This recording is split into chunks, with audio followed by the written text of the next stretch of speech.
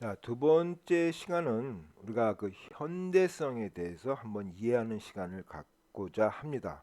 그러니까 우리가 지금 살고 있는 이 탈현대를 이해하고자, 그러면 과거 사회는 어떠하였나를 우리가 이해를 하고자 합니다. 그래서 제가 이 현대성을 이분법적 질서의 시대다, 디코토미죠. 그러니까 이따 자세히 보겠지만 이분법적 질서가 지배하는 시대, 절대성의 시대라고 볼 수가 있겠습니다. 자, 우리가 그래서 한번 고등학교 때 이제 세계사 그 시간으로 한번 가보고자 합니다.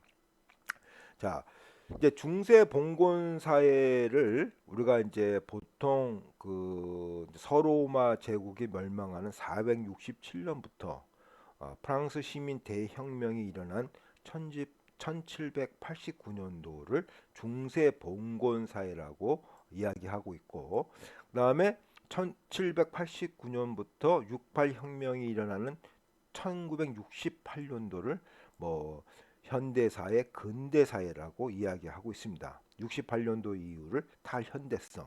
그래서 우리가 오늘 볼 강의 주제는 바로 1789년부터 1968년도 이전의 사회를 우리가 이해하는 시간을 갖겠습니다. 그래서 현대 사회를 이해하고자 2주에 걸쳐서 현대성과 탈현대성에 대해서 공부를 하고자 합니다.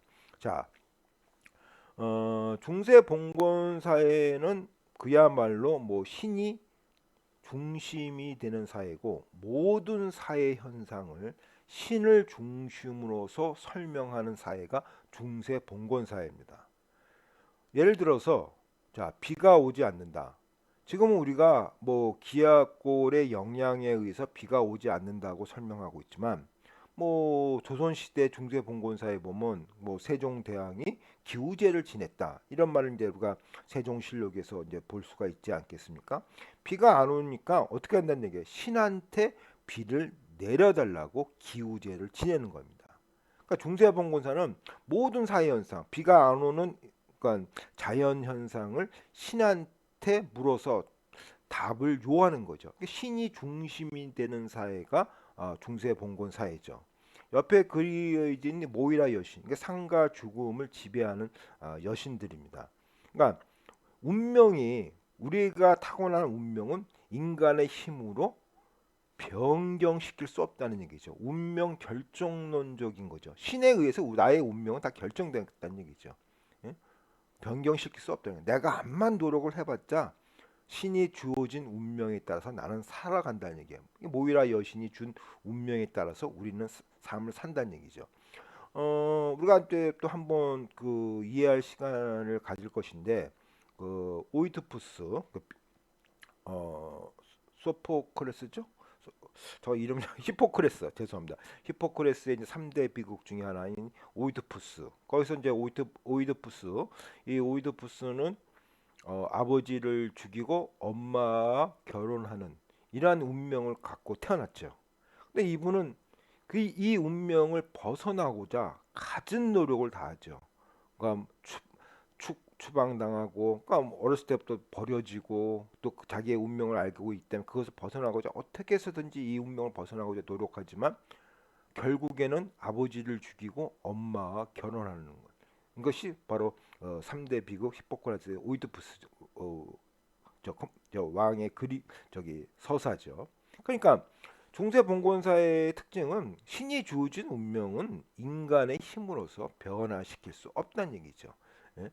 이런 이 중세 봉건사에는 바로 1789년도 프랑스 시민 대혁명으로서 이제 역사적 마감을 하고 바로 우리가 오늘 배울 현대 사회로 들어오는 거죠. 이 현대 사회가 1789년부터 1968년도 68 혁명 이전까지라고 이야기할 수가 있겠습니다.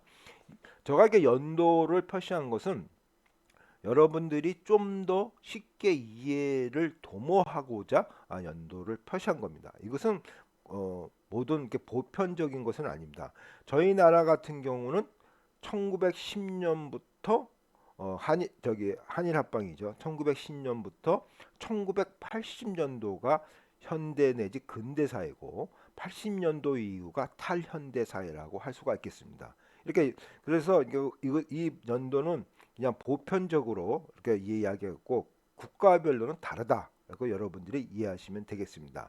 자, 그리고 교수님 현대성, 근대성, 탈현대성 이게 무슨 뜻이죠? 또 이렇게 이제 그 궁금증을 이제 갖는 학생도 있겠습니다. 자, 이 말은 저와 같이 사회과학하는 사람들은 1789년부터 중세 봉건 사회 이후부터 68혁명까지를 현대성이라고 했고 68년도 이후 지금을 우리가 탈현대라고 이야기를 하고 있습니다. 그러니까 현대성과 탈현대성이라 이야기하고 있고 역사학 하시는 분들은 이 현대라는 개념보다는 근대라는 개념을 쓰고 있습니다. 그러니까 사회과학 하는 사람은 현대성이라고 이야기하고 있고 역사학 하시는 분들은 1789년부터 1968년도를 근대 사회, 지금 우리 살고 있는 사회를 현대 사회 이렇게 이제 개념을 정리하고 있습니다. 그래서 현대성 그러면 지금 우리가 살고 있는 탈현대성이라고 해야 되고 만약에 근대성 그러면은 지금 이 살고 있는 이 사회는 현대 사회라고 이야기하고 하여야 합니다. 이것은 뭐 그냥 관점의 차이다 이렇게 보시고 뭐 큰 변화 그 뭐 개념의 차이만 있을 뿐 큰 내용의 변화는 없습니다. 어찌 되었든 하여튼 이 중세 봉건 사회에서 이제 현대 사회로 넘어오는 것을 우리가 간략하게 한번 살펴보겠습니다. 뭐 여러 가지 그 중세 봉건 사회가 마감되고 멸망되는 이유가 다양할 수 있지만 그 중에 하나가 가장 중요한 것이 이제 인쇄술의 발달입니다. 그러니까 어, 우리가 앞으로 배울 이제 기술 결정론이라고 할 수가 있죠. 이렇게 볼 때는 기술이 사회를 변화시킨다. 스마트폰이 사회를 변화시킨다. 이 기술 결정론이죠. 그죠? 스마트폰에서 쌍방향 통신이 이루어지면서 어떻게 되면 이제는 그 쌍방향 통신이 이루어지면서 사회 구조가 이제는 우리가 주체가 되는 사회로 변화시켰다. 이렇게 이야기할 수가 있죠. 이게 기술 결정론적인 관점입니다. 그래서 어떻게 보면은 이 16세기에 인쇄술이 발달되면서 성경이 다양한 언어로 해석됐다는 얘기입니다. 예전에 라틴어와 로마어로만 해석됐던 성경이 각국의 언어로 해석이 되면서 예? 성경에 대해서 이념이 달라지기 시작했다는 얘기죠. 그렇죠? 다양한 해석이 되면서 그러면서 나오는 것이 뭐냐면 바로 종교 전쟁이죠. 종교 전쟁. 그러니까 뭐 독일의 성경 해석과 프랑스의 성경 해석이 다르다는 얘기죠. 왜? 그 나라의 언어. 예전에는 라틴어나 로마어로만 해석됐지만 인쇄술이 발달되면서 다양한 국어로 해석돼서 성경 뭐 여러분 알다시피 성경은 다양한 관점으로 해석될 수 있지 않습니까? 지금도 뭐 이단이니 뭐 그런 것은 딱 이 성경의 해석이 다른 거 아닙니까? 그러듯이 다양하게 해석이 됐던 게 이 다양한 해석이 바로 종교 전쟁의 근원이 됐다는 얘기죠. 그러면서 물론 종교에 이제 부정부패도 많았죠. 어, 신부님의 부정부패, 뭐 신부님들이 뭐 애도 낳고 뭐 이런 부정부패도 많이 있었고, 그 다음에 뭐 여러분 알다시피 뭐 천당 티켓, 그죠? 왜냐하면 우리가 앞으로 자세히 보겠지만 하나님하고 이 대화할 수 있는 사람은 우리 같은 일반 사람들이 아니죠. 오로지 신부님만 통화할 수가 있는 거죠. 하나님하고 대화할 수가 있는 거죠. 그러니까 우리는 하나님하고 직접 통화하지 못하고 신부님을 통해서 하나님하고 통화할 수가 있는 대신 신부님이 다 전달해 주는 거죠. 그러니까 이 신부님의 힘이 막강한 거죠. 예? 막강한 거죠. 그래서 이 신부님들이 나는 하나님하고 대화를 할 수 있으니까 천당 티켓을 중세 말기를 막 팔지 않았습니까? 내가 천당 티켓을 하나님한테 받았으니 넌 이걸 살면은 천당에 갈 수 있어. 이런 식으로 뭐 여러 가지 문제점이 많이 있죠. 많이 있지만 그런 것은 다 생략하고 어찌 되었든 인쇄술이 이러한 그 종교 전쟁의 시작이 되었다고 우리가 볼 수가 있겠습니다. 이 강약한 이 종교 전쟁은 뭐 베스트팔렌 1648년도 이제 베스트팔렌 조약이 되면서 다양성을 인정한다는 얘기입니다. 다양성을 인정한다. 예? 그래서 모든 해석을 그 국가별 해석을 다 인정한다는 얘기다. 국가별 해석을 다 인정을 한다. 이 다양성을 인정한다면서 예전에는 로마의 교황이 모든 국가를 통제를 했지만 이제는 각 국가별 다양성을 인정한다는 얘기죠. 바로 이 베스트팔렌 조약이 현대에 존재하는 국가 탄생의 기원이 됩니다. 국가 탄생의 기원.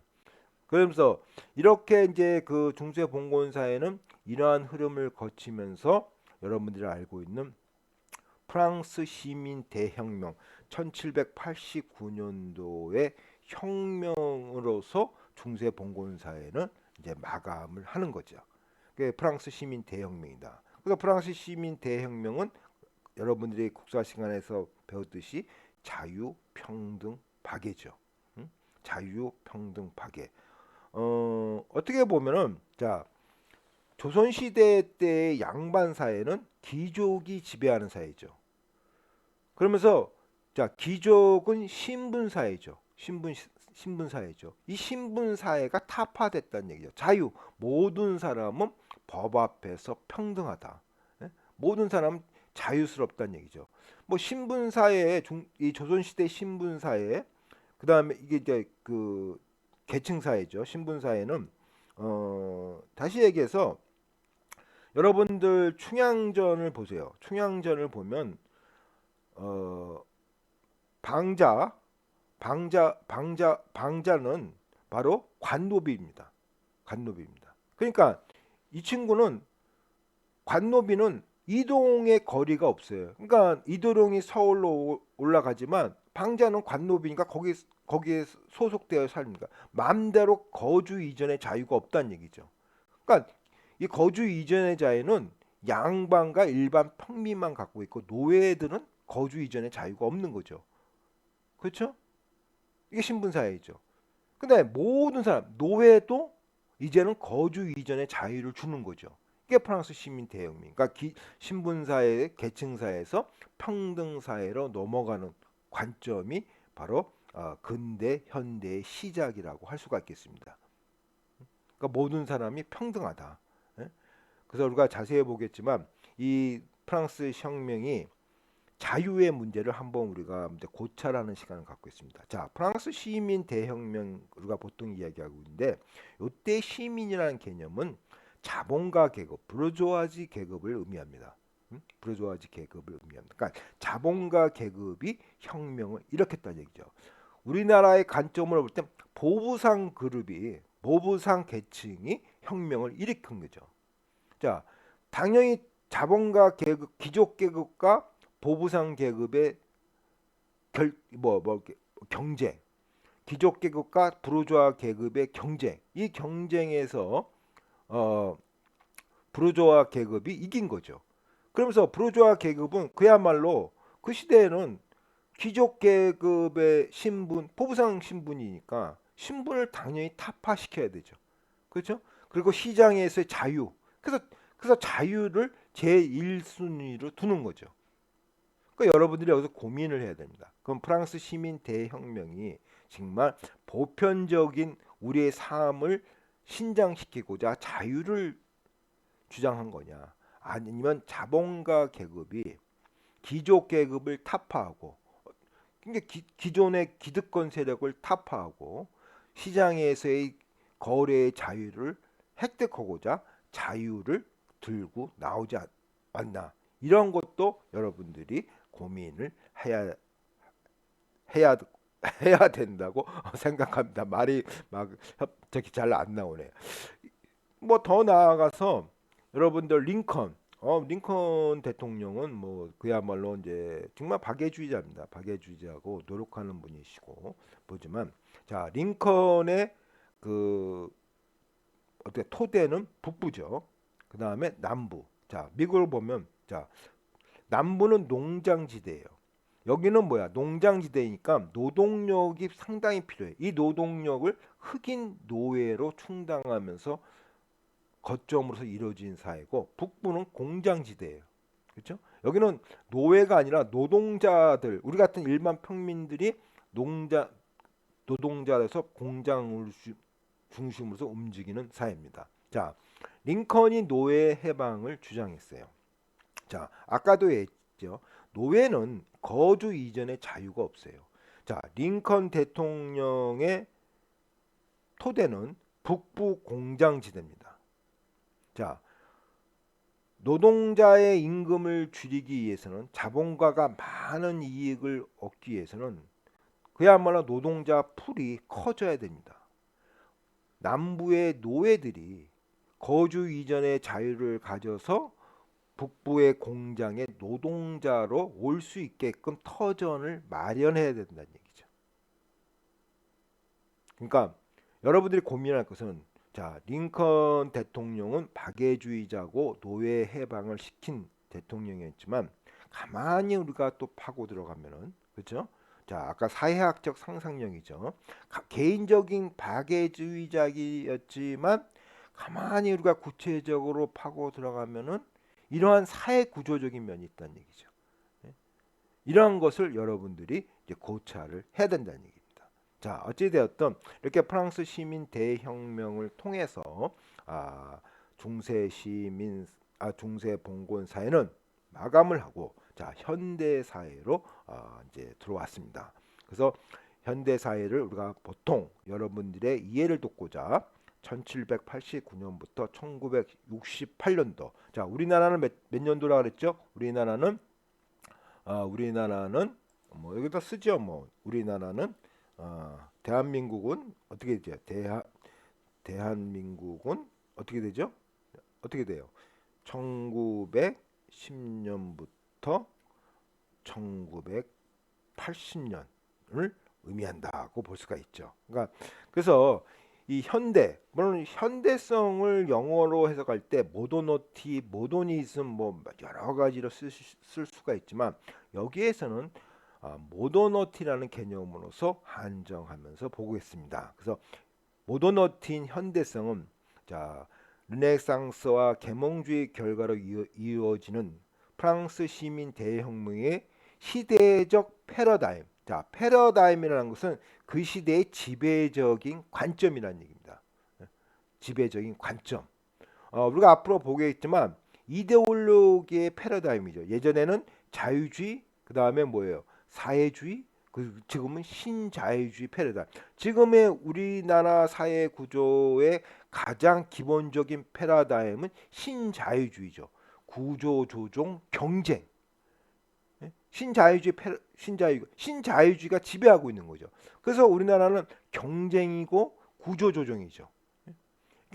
그 우리나라의 여러 가지 이데올로기 중에서 뭐 더불어 사는 이데올로기가 있고 신자유적 이데올로기인데, 이 시대의 지배적인 이데올로기를 우리가 패러다임이라 합니다. 그러니까 패러다임은, 지금 이 시대의 패러다임은 신자유주의적 이데올로기죠.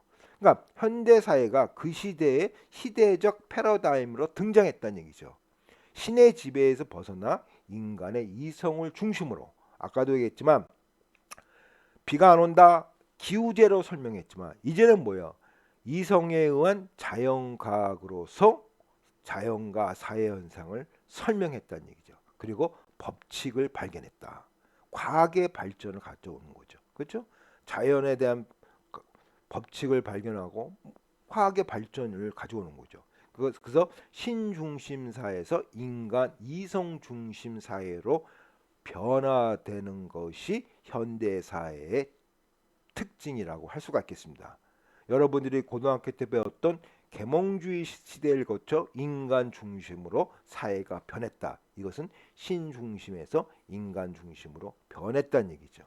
이것이 바로 이제 현대 사회라고 볼 수가 있고, 뭐 대충 몇 개를 보면 홉스의 리바이어선이죠. 홉스의 리바이어선. 이 리바이어선은 이제 바다 괴물입니다. 그래서 우리가 앞으로 배울 존 롤스, 이제 저스티스, 이제 정의론을 배울 건데, 여러분들 뭐 정의론 그러면 뭐 마이클 샌델 교수님 생각날 것입니다. 자, 샌델 교수님이 뭐 21세기의 그 정의론자면 롤스는 20세기의 정의론자죠. 그래서 이 롤스가 이제 그런 말도 하셨죠.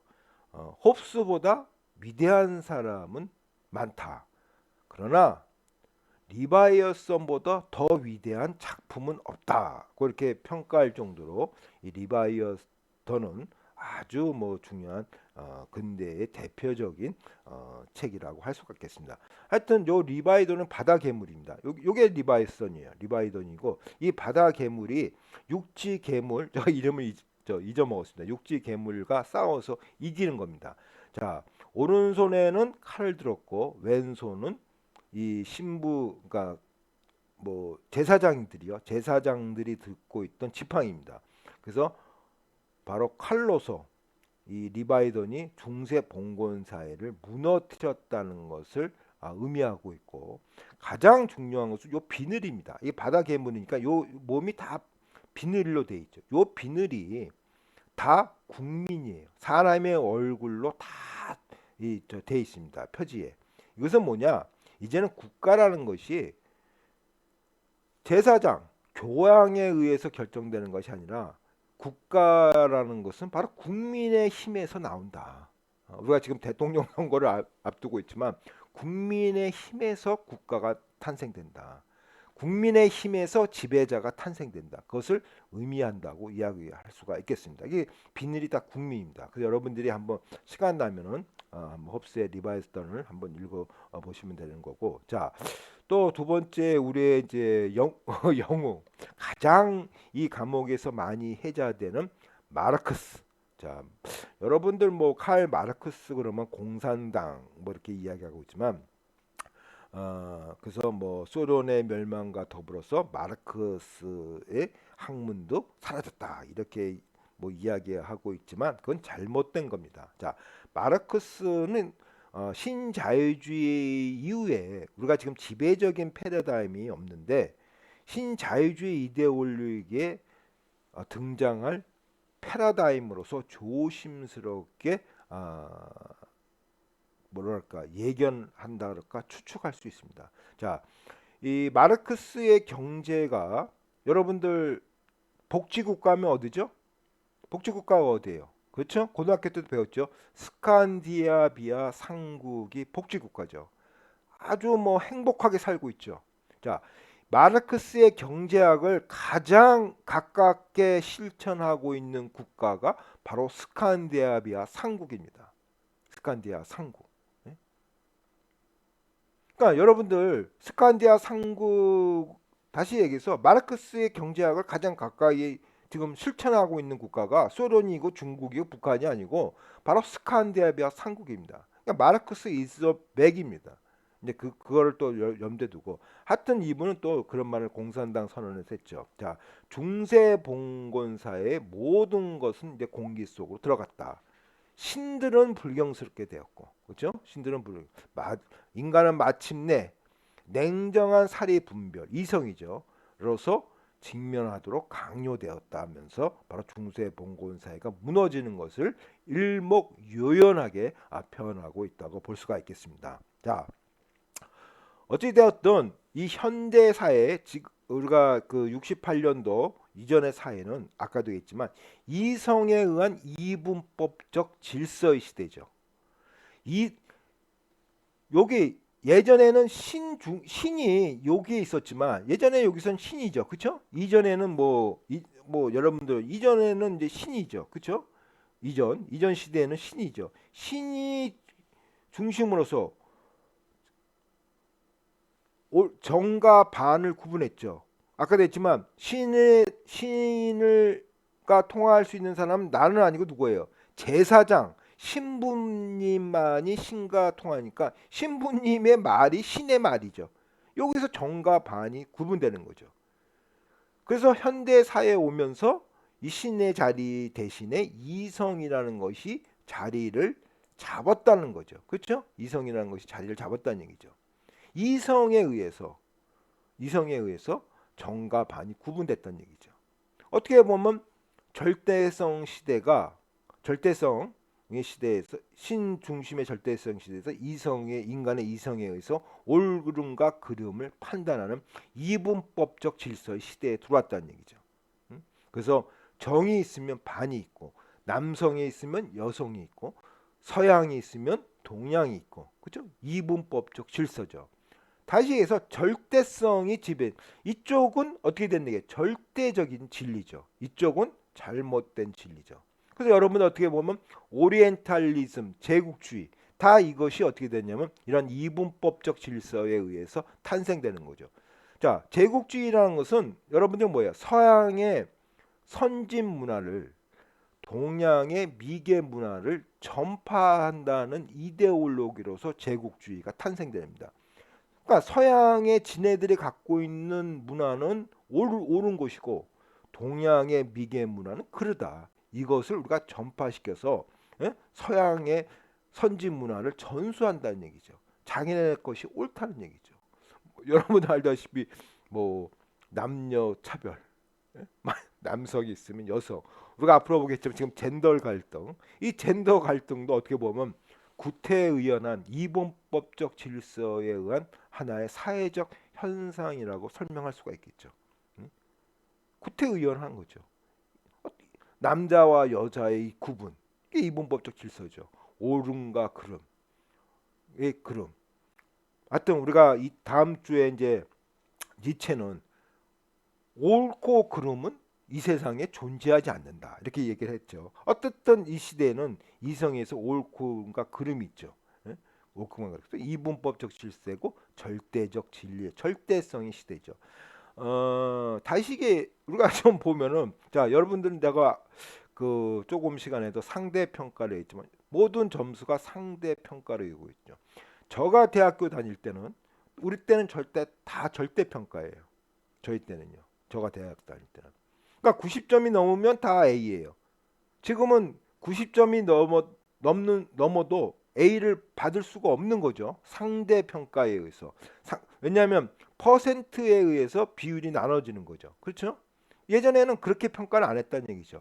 90점이 넘으면 50명이 되든 60명이 되든 그 반 전체가 다 90점이 넘으면은 A를 줬지만 지금은 그 반 전체가 다 90점이 넘어도 A를 줄 수 없다는 얘기죠. 이게 상대평가죠. 그러니까 절대평가와 상대평가라는 얘기죠. 그러니까 우리 시대에 때는 절대적인 진리, 절대성을 중시하기 때문에 모든 사회 구조가 절대적 진리가 있다고 간주하면서 모든 자연과 사회 현상을 설명했다는 얘기죠. 거기에 기준은 바로 이성이라는 거죠. 그래서 우리가 이걸 디코토미 영어로 디코토미 이분법적 질서의 시대라고 이렇게 이야기했습니다. 영어로 한번 표현하죠. 이거를 우리가 영어로 볼 때는 이제 디코토미랍니다. 디코토미. 그래서 여러분들이 기억하세요. 디코토미의 시대다. 그래서 옳고 그름이 있다. 그렇죠? 옳고 그름 디코토미. 옳고 그림이 있다. 이렇게 보시면 되겠습니다. 그러니까 여러분도 뭐 쉽게 얘기해서 남자 여자 자 담배도 자, 술과 담배를 봅시다. 술과 담배는 남자들의 거예요. 그러니까 우리 때는 술과 담배, 또 담배를 보면 다 남성 거예요. 담배는 여성의 거가 아니죠. 그 여성들은 어떻게 돼요? 우리 시대의 여성들의 담배를 피우면 어떻게 돼요? 내게 아니니까 남자의 거니까 숨어서 담배를 폈다는 얘기죠. 숨어서 피웠다. 그러니까 우리 시대에 나가 대학교 다니실 때 여학생들은 숨어서 담배를 피웠고 지금 여학생들 술 많이 드시는 분들 많이 볼 수가 있는데 그 당시에 여학생들은 또 술을 못 먹어야 되는 거예요. 이 여성다움이죠. 남성다움과 여성다움의 구분. 그렇죠? 그러니까 남성다움은 담배 피는 거, 여성다움은 담배를 안 피는 거. 그러니까 여자가 담배를 피려면 어떻게 돼요? 이분법적 질서에 의해서 사회적 비난의 대상이 되니까 숨어서 담배를 피는 거죠. 지금 우리가 살고 있는 이 탈현대 사회에서는 그러한 기준이 사라졌으니까 이제는 여성들은 떳떳하게 담배를 피고 있는 거죠. 남성다움과 여성다움이 해체되는 거죠. 이렇게 이분법적 질서에 의해서 기준을 딱 정했다는 얘기죠. 이게 바로 현대 사회라고 할 수가 있겠습니다. 그래서 뭐 구체적으로 보면 현대 사회는 뭐 국가의 탄생, 민족주의, 뭐 민주주의. 그다음에 제일 중요한 게 뭐냐면 현대 사회는 자본주의와 개혁을 같이 한다는 얘기예요.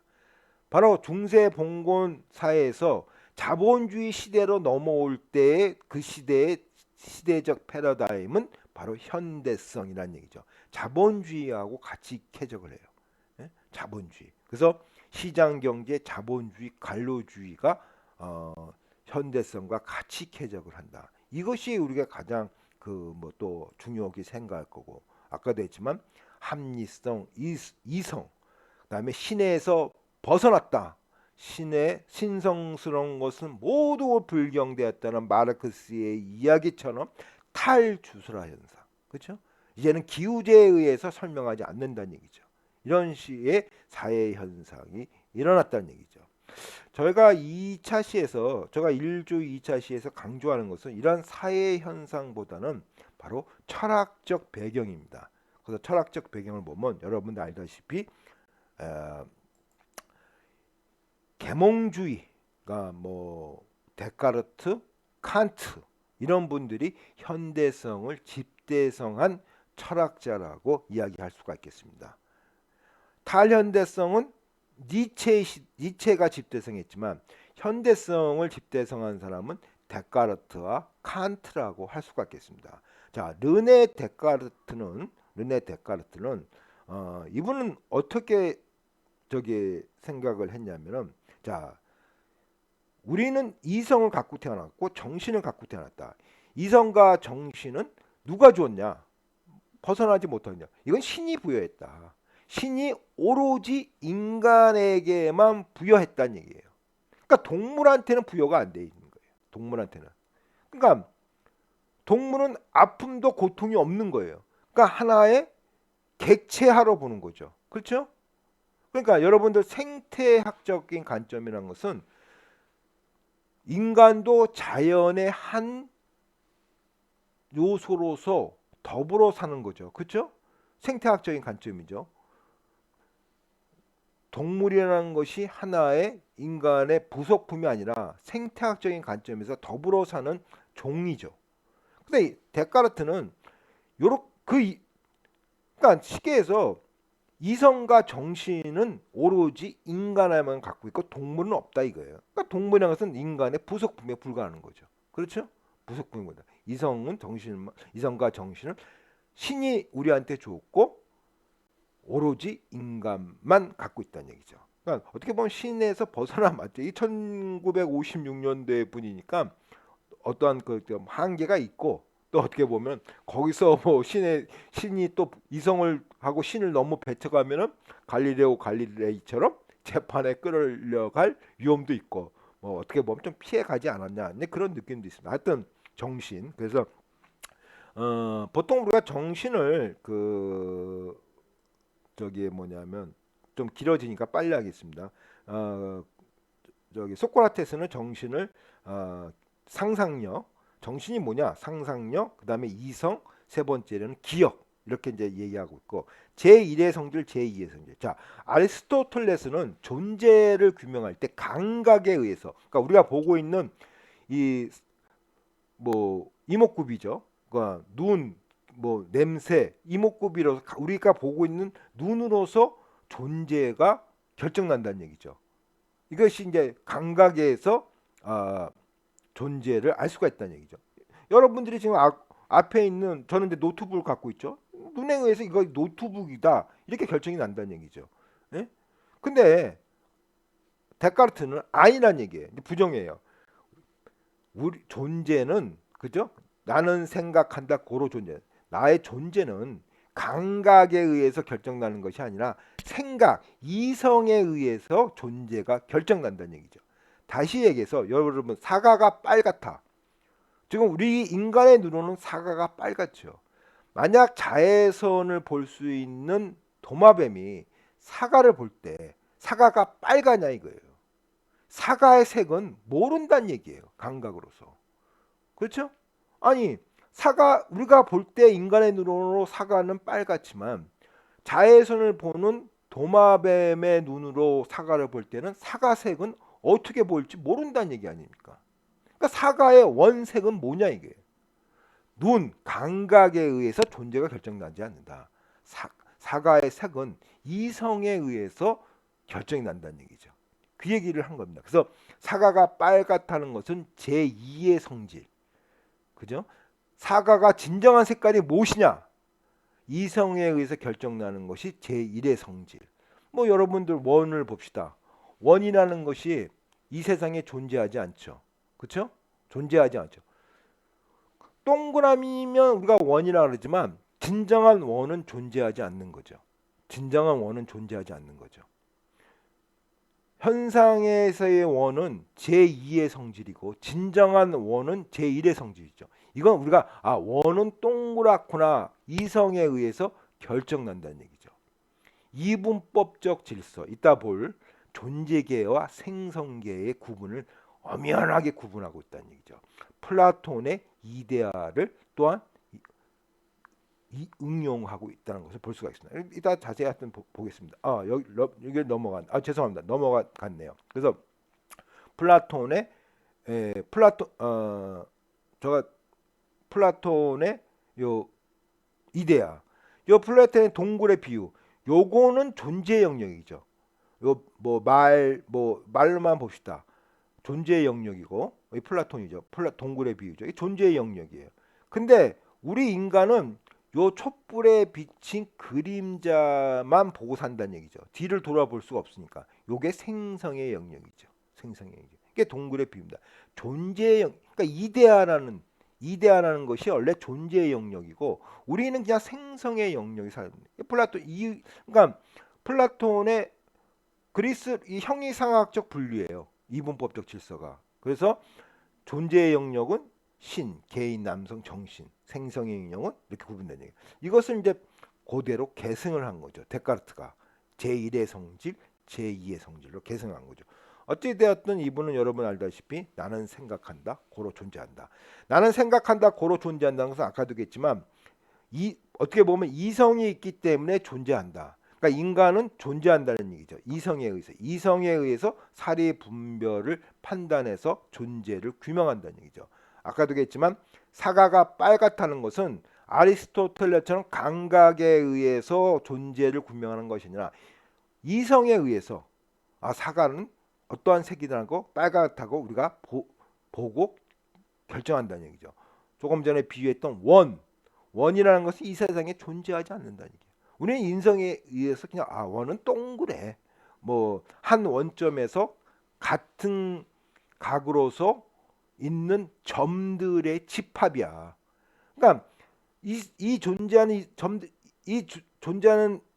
동그라미를 보면은 같은 길이의 점들의 집합은 다 없다는 얘기죠. 조금씩 다 틀리다는 얘기죠. 그렇죠? 그러니까 이성으로서 우리는 원이라는 것은 같은 길에 있는 점들의 집합이라고 설명하고 있는 거죠. 그래서 하여튼 이성을 중요하고 아까도 했지만 철학적 배경으로서 바로 고대 그리스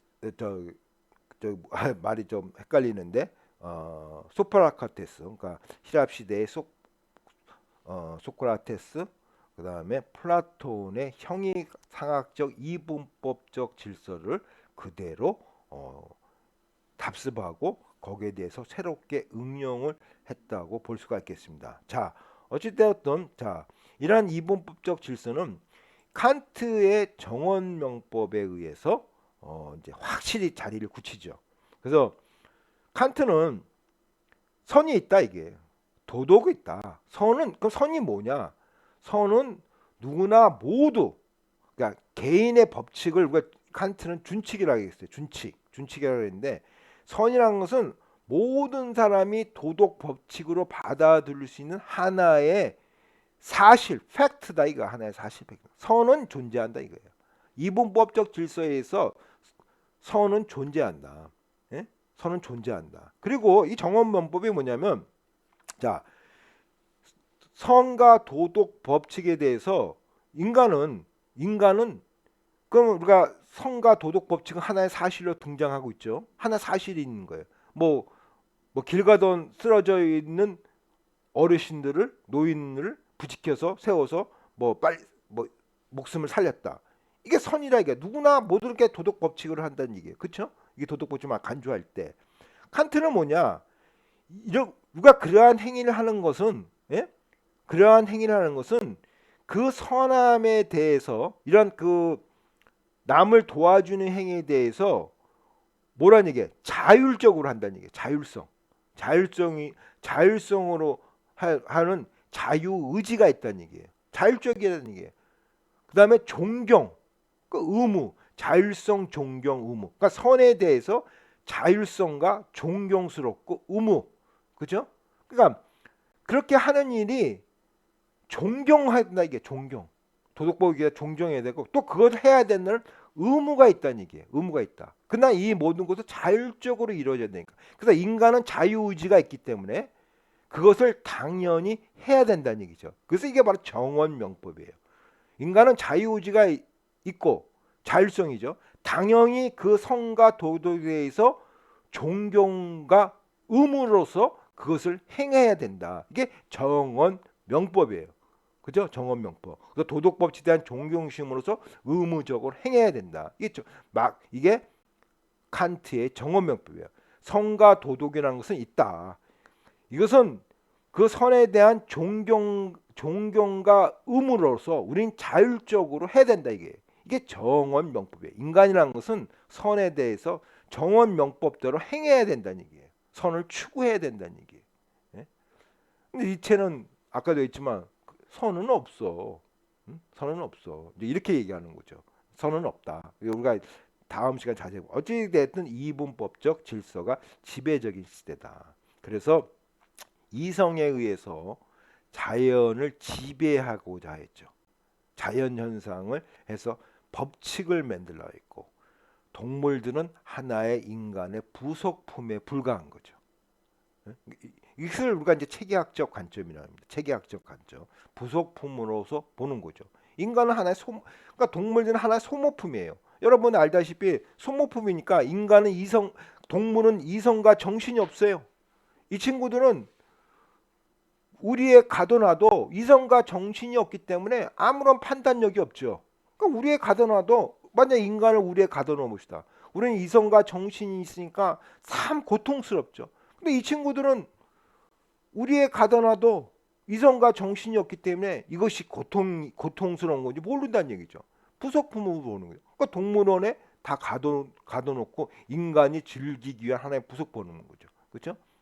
자연 이성과 정신이 없죠. 자연은 이성과 정신이 없어. 당연히 뭐야? 인간이 지배할 대상이죠. 곰곰이 이성으로 생각해서 과학과 법칙을 면서 자연을 지배한다는 얘기죠. 그렇죠?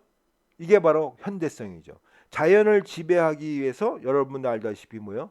댐이라는 걸 막 개발한 거죠. 그렇죠? 댐을 개발했고. 그래서 왜? 농사를 짓기 위해서는 물을 가둬놓을 필요가 있죠. 댐을 가둬놓아서 그러면 농사를 질 수 있다. 방파제를 만들고 이성에 의해서 자연을 지배하는 거죠. 그래서 물에 일하는 자연의 힘에 인간이 이제 지배를 한 거죠. 물에 대해서 당하지 않고 인간이 지배를 하는 거죠. 예? 언제든지 농사를 지을 수 있는 거죠. 그 댐을 만든 거죠. 그러나 여러분 알다시피 이성에 의한 이러한 지배는 이러한 이분법적 질서는 자 댐을 만들었더니 어떻게 된다는 얘기예요. 어류가 못 올라가고 나중에 생태학적인 관점에서 맨 위에 있는 인간의 죽음, 파멸까지도 갈 수 없다는 것이 바로 68년부터 자연 환경이 오염되면서부터 서서히 부각된다는 얘기죠. 그렇죠? 서서히 부각된다. 예? 광우병. 자, 광우병이라는 것도 여러분 알다시피 소는 식물만 먹어야 되지만 그람수를 높이기 위해서 동물 사료를 먹이기 시작하는 거죠. 그러니까 이 광우병의 시작은 어떻게 뭐 자본주의 논리에 이 광우병이 나왔다고도 볼 수가 있어요. 다시 얘기해서 그 당시에 그 식물 사료가 갑자기 단가가 올라가요. 단가가 올라가니까 식물 사료를 못 먹이는 거예요. 그러니까 자본주의 논리에서 주- 동물 사료를 동물 사료를 섞어서 단가를 낮춘 거예요. 저기 자본가 계급이. 근데 이 단가 동물 사료를 먹여서 거기에 이제 자기의 죽은 소도 들어갈 거고 여러 가지 그래서 단가를 낮추고 또 이 소를 키우는 목축업자들은 어떻게 되냐? 단가가 낮춘 동물 사료를 사면서 소에다 먹이는 거죠. 이 자본주의 논리죠. 근데 우리도 인간이 인간을 먹은 식인종들은 저 이름을 까먹었지만 그 어떤 병을 갖고 있지 않습니까?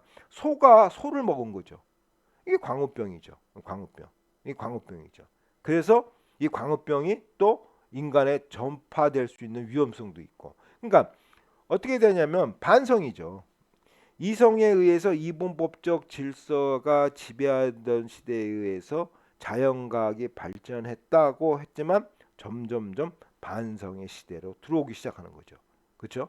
자연 환경이 오염되면 그러면서 바로 이 이성 자연 개발 진보 반성이라는 거 진보가 아니라 반대로 환경 파괴로 이어지는 재앙의 공포다. 이번법에 의한 타자의 영역의 반등과 해체가 직면하면서 68 혁명으로 등장하는 바로 탈현대성 시대에 들어왔다고 볼 수가 있겠습니다. 그래서 다음 강의는 근대성과 여성, 우리가 이제 젠더 갈등이 또 현대 사회에 아주 중요한 문제로 또 등장하기 때문에 근대성과 여성에 대해서 한번 보고 2-1주 두 번째 시간에는 바로 탈현대성, 니체의 사상을 이해하는 지금 우리가 살고 있는 융합 해체의 시간을 이해하는 시간을 갖고자 합니다. 그리고 여기에 대한 이제 참고 문헌은 현대 사회의 구조와 변동을 읽어보시면 여러분들이 제가 오늘 강의했던 내용에 대해서 이해를 하는데 도움이 될 것으로 생각이 됩니다. 자, 1-2차 요 시간은 우리가 현대성을 이해하면서 결론적으로 이분법적 질서의 시대, 이성에 의해서 정과 반이 구분되는 시대가 바로 현대성의 시대라는 것을 여러분들이 명심하면서 다음 주 강의에 뵙겠습니다. 자, 수고 많이 하셨습니다. 자, 다음 주에 뵙겠습니다. 감사합니다.